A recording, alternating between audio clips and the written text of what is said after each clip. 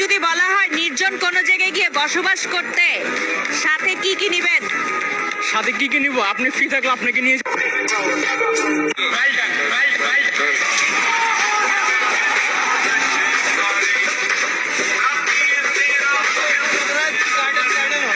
Innocent চেহারা দেখলেই ফেসে যাওয়া উচিত না। ইনোসেন্টের আড়ালে এরকম একটা আত্মদুষ্ট বসবাস করে।